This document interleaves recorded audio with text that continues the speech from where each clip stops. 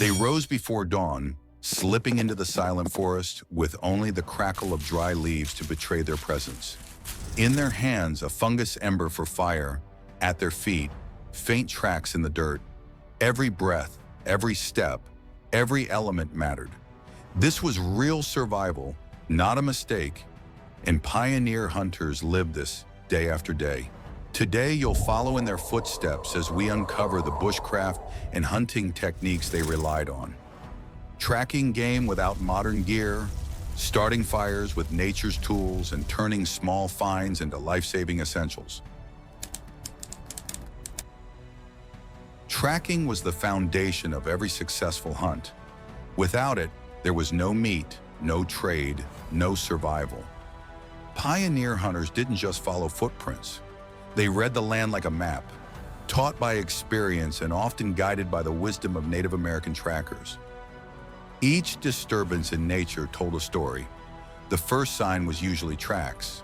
A well-trained eye could instantly tell the difference between deer, elk, rabbit, or bear. But beyond species, they could read the size and age of the animal, how fast it was moving, and even whether it was alone or part of a group. A shallow print with crisp edges might mean the animal passed minutes ago. A deeper, smudged track suggested heavier weight, possibly a buck and rut, but there weren't enough tracks. They looked for secondary signs: bent grass, broken saplings, claw marks on bark, fur snagged on thorns. These subtle clues gave direction and timing. Even spider webs played a role. An unbroken web across a game trail might signal no animal had passed recently. Hunters also studied droppings. For deer, oval-shaped pellets, moist and dark, meant the trail was fresh. Bear scat, filled with berries or fur, told hunters what the animal had been feeding on and whether it might return to the same spot. Examining scat gave insight into an animal's diet, health, and routine. Another tool was the lay of the land itself. Pioneers knew where animals fed, watered, and bedded down. They watched tree lines, thickets, and game trails, natural corridors carved over generations. They favored soft earth for clear tracks and wet ground near streams for frequent crossings. In the early morning, dew patterns could reveal where something large had walked. The wind was critical. Hunters always moved downwind, keeping their scent away from the animal's sensitive nose. A deer could detect human odor from hundreds of yards away. Pioneers tested wind by watching smoke trails from their pipe or tossing dry grass into the air. Stillness and silence were just as important. A snapping twig or careless step could end a hunt before it began. Hunters trained themselves to move like shadows, slow, deliberate, pausing every few steps to observe. They crouched low, used trees for cover, and avoided walking in rhythm so their steps didn't mimic a human gait. And when they lost the trail, they circled outward, searching the perimeter for any sign to pick it up again. In thick woods or rocky ground, they might use landmarks, a broken branch or a pile of stones, to remember where they last found a sign, marking a silent conversation with nature. Tracking was an art. It took years to master, and it was the difference between going home with meat or going home empty-handed. Once a trail was found and the animal's movement understood, the next phase began: stalking. This was the most delicate part of the hunt. It required absolute control of breath, of noise, of presence. One mistake, one careless movement, and the opportunity was gone. Pioneer hunters approached their prey slowly, sometimes taking an hour to move just a few yards. They timed their steps with the wind or natural sounds, rustling leaves, bird calls, or the snap of a twig under a distant hoof. If they heard a deer snort or the sudden hush of birds, they froze. Stillness was a survival skill. Often a hunter would wait in complete silence for 10 or 20 minutes before making the next move. Camouflage wasn't a word they used, but they practiced it instinctively. They wore earth-tone clothing, buckskins, homespun wool, or furs. that blended with the trees and soil. Some smeared mud or ash on their skin to dull the shine of sweat or cover their scent. They stayed low, crouching or crawling through underbrush, and used shadows or terrain features to break up their shape. Stalking requires knowing an animal's blind spots. Deer, for example, have wide peripheral vision but poor depth perception. A hunter would move when the animal's head was down grazing or when it turned away. They avoided sudden motion, instead using slow, fluid movements, turning their head gradually, raising a rifle inch by inch. They never walked in open spaces without cover. Trees, rocks, or tall grass were essential for concealment. When stalking wasn't an option, pioneers set up ambushes. This was often done near watering holes, feeding areas, or along narrow trails. A hunter might hide in the brush or behind a tree downwind, remaining still for hours. Some even built simple blinds from branches and pine boughs to break their silhouette. They knew the rhythms of nature. Deer moved at dawn and dusk, turkeys fed in the open meadows, rabbits ventured out in the early morning mist. In the winter, ambushes became even more strategic. Snow muffled footsteps, but also betrayed them, leaving trails visible to animals as well.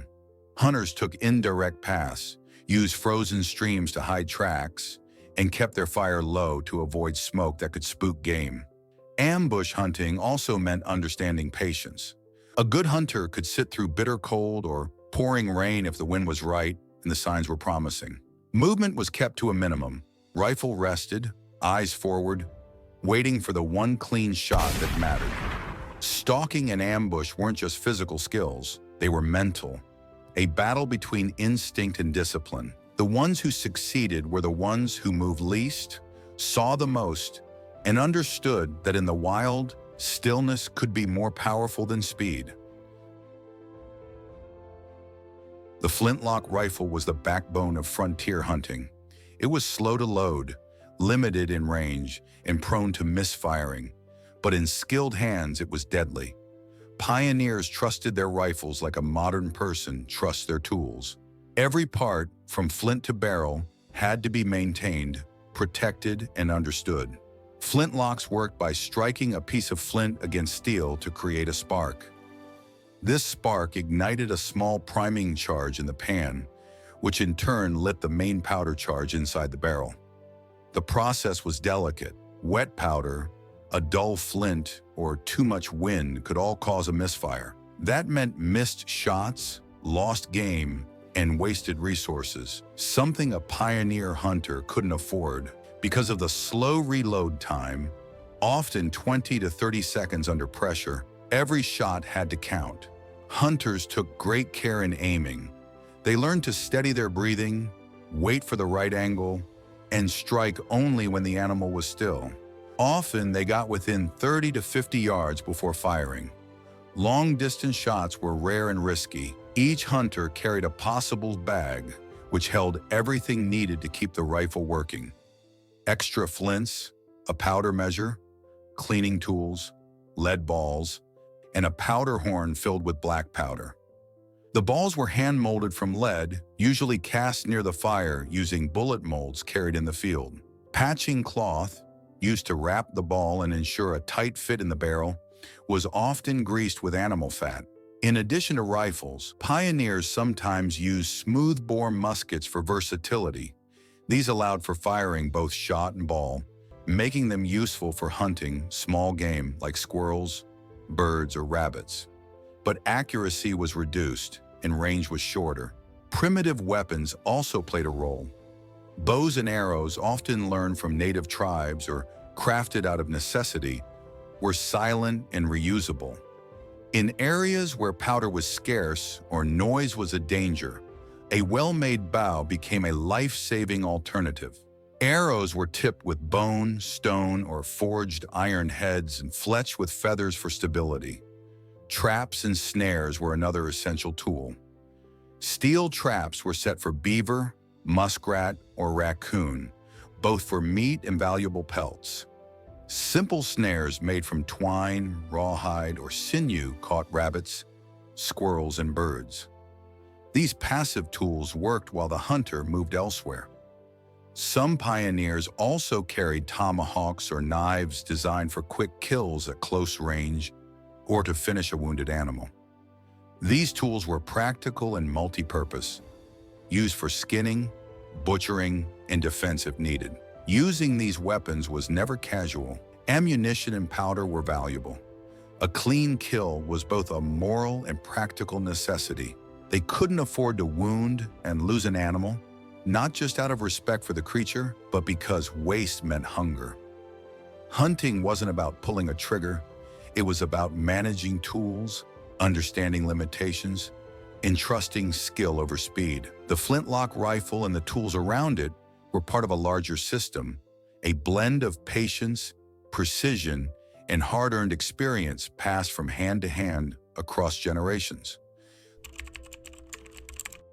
The moment the animal fell, the work began.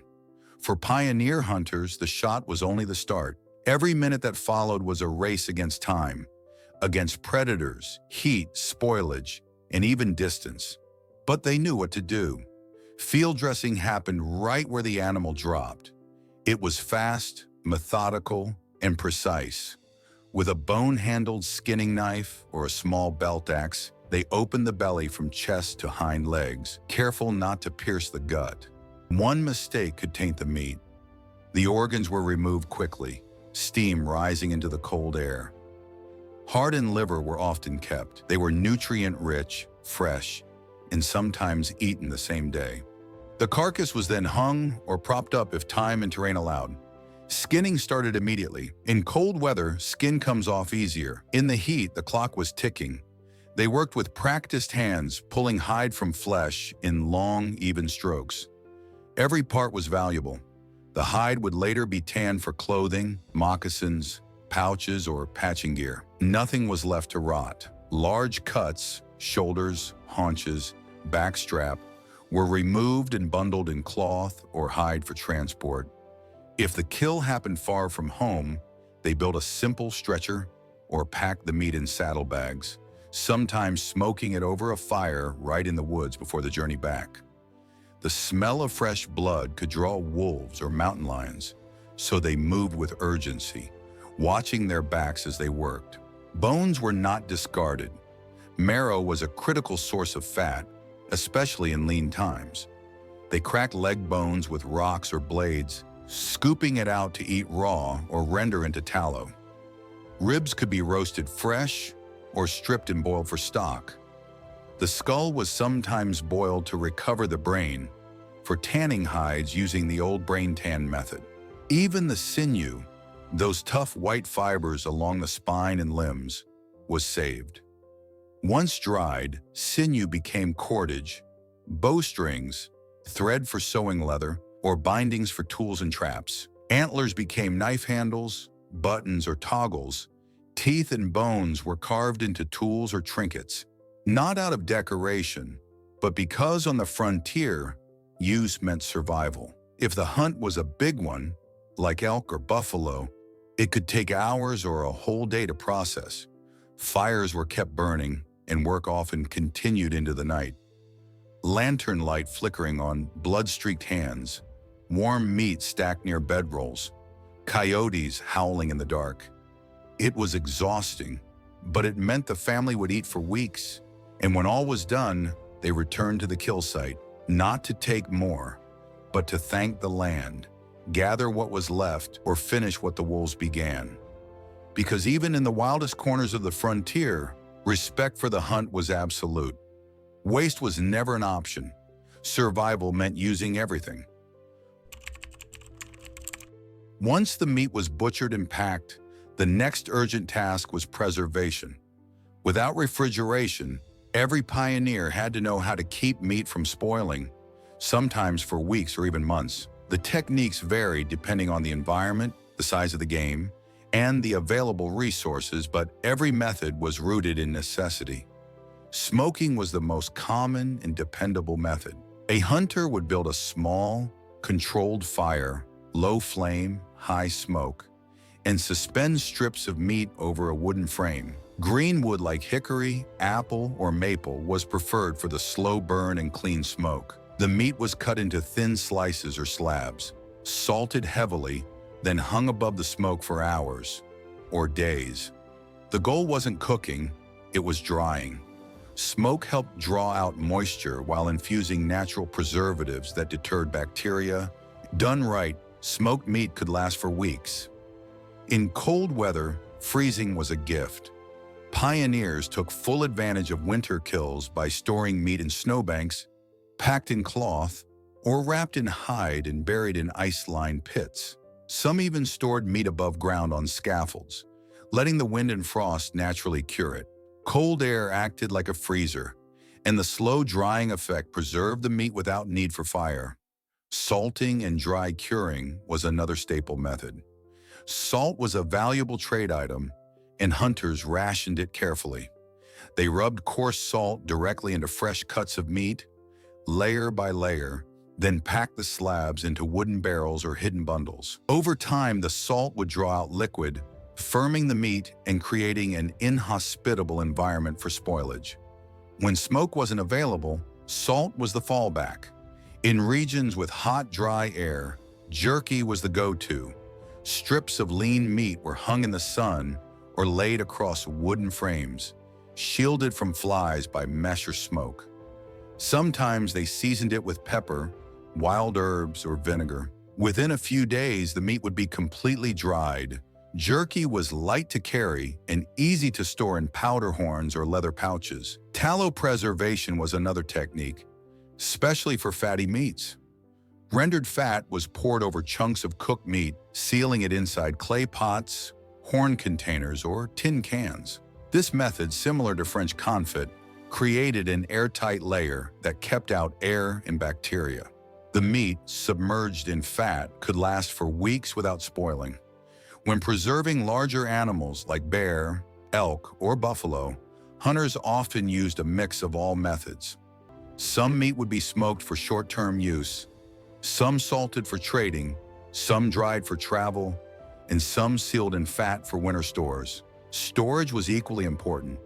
Root cellars, hanging racks, or bark-lined pits were used to keep preserved meat cool, dark, and dry. Preserving meat wasn't just a skill, it was insurance. It allowed pioneers to hunt in abundance when animals were fat and store food for lean times. It was the difference between thriving through winter or starving before spring.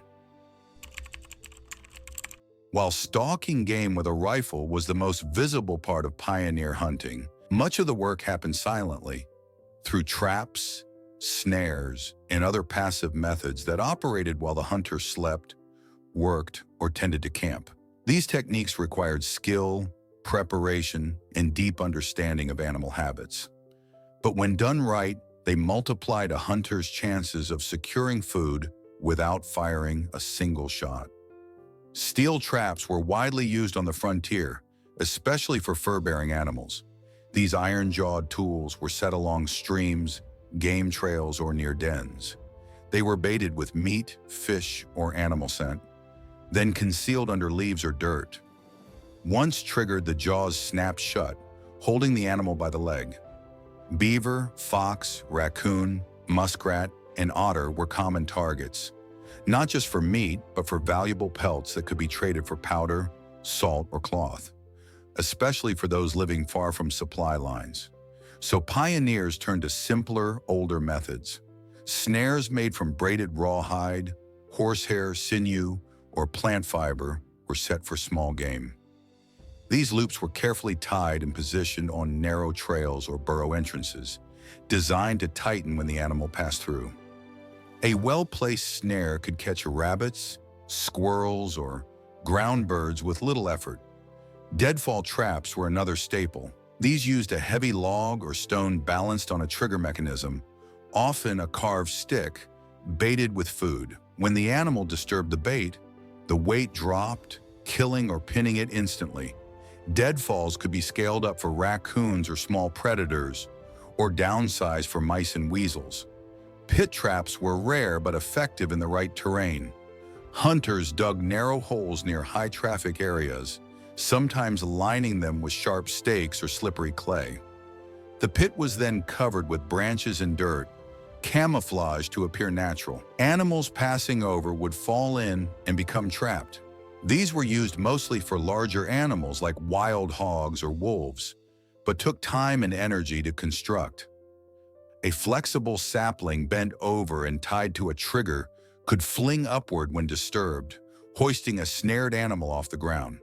These traps were often used for arboreal animals like martens or for ground birds like grouse and quail. Pioneers understood their prey's diet and behavior. Fish guts for mink, corn for turkeys, berries for raccoons. Even human waste was sometimes used to lure opportunistic scavengers like coyotes. And then there were fishing traps. In shallow creeks, hunters built stone weirs, V-shaped barriers that funneled fish into narrow channels or basket traps. These worked passively and required no bait. Spearfishing was also used, especially at night, when fish could be spotted by firelight or torch and struck with a sharpened pole. Passive hunting wasn't just about catching more. It was about conserving energy. While a flintlock hunt could take an entire day and yield one animal, a well-set trap line could produce multiple catches overnight. The more efficient the trap system, the more time the hunter had to tan hides, repair gear, or prepare food. But like everything in frontier life, it came with risk. Traps had to be checked often to avoid spoilage or theft by predators, and setting them carelessly could lead to injury or losing precious equipment. Still, for many pioneers, traps were the quiet workhorses of survival. They didn't just increase success, they made living off the land sustainable. A successful hunt didn't end with the kill, it ended when the hunter made it home.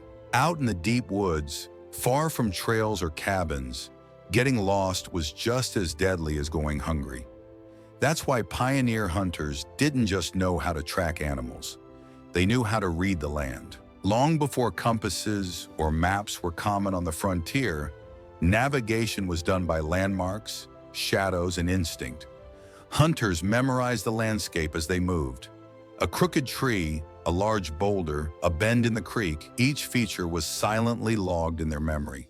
As they tracked the game, they noted their path, direction, and changes in elevation. If they crossed a stream, they marked the flow. If they passed a clearing, they checked the angle of the sun. Many carried no compass, but relied instead on the position of the sun by day and the stars by night. They watched for moss growth, which often favored the north side of trees, and for the movement of clouds or the feel of wind direction to determine weather and orientation.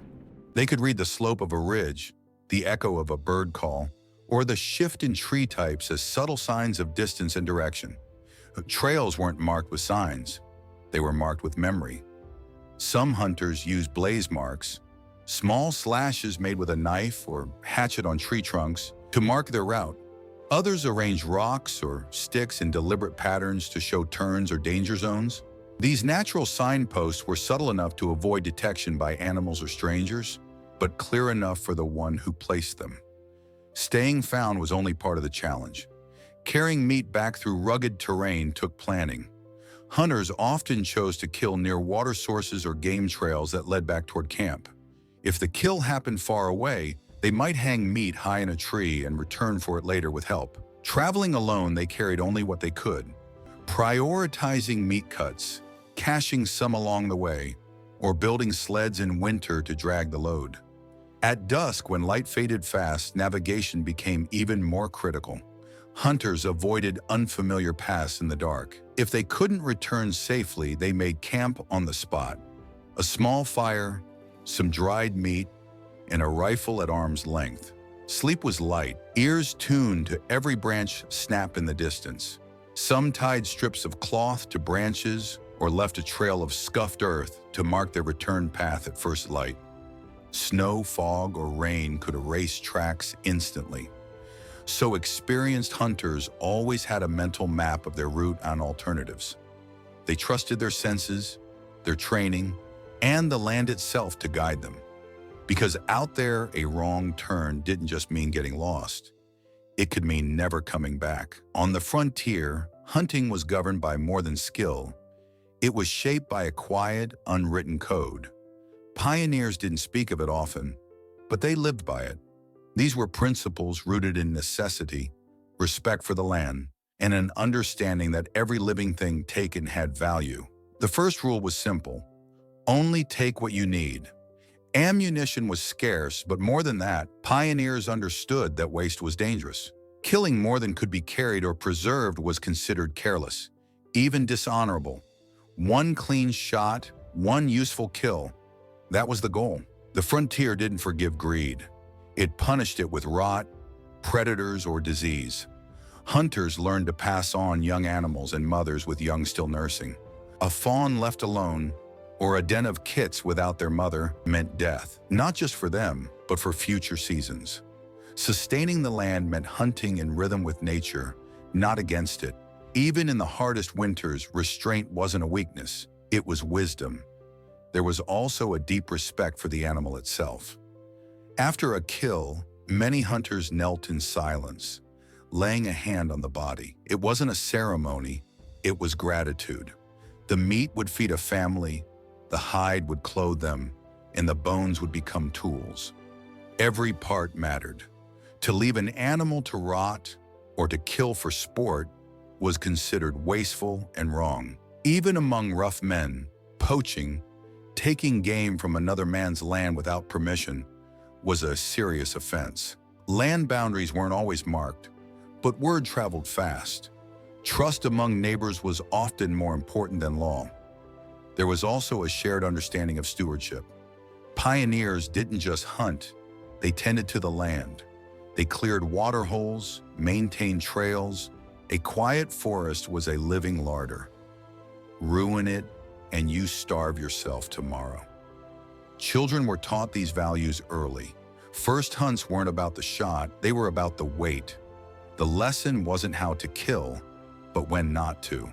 They learned patience, silence, observation, and above all, restraint. A missed shot could be forgiven. On the surface, it may have looked like survival, but underneath, it was something deeper. A code built from hardship, shaped by community, and held in place by respect for the balance between life and death. In the next video, we step inside that silence.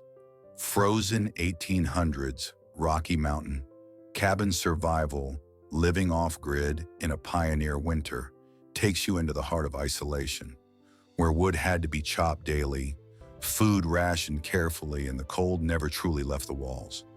It wasn't just about enduring the winter, it was about outlasting it.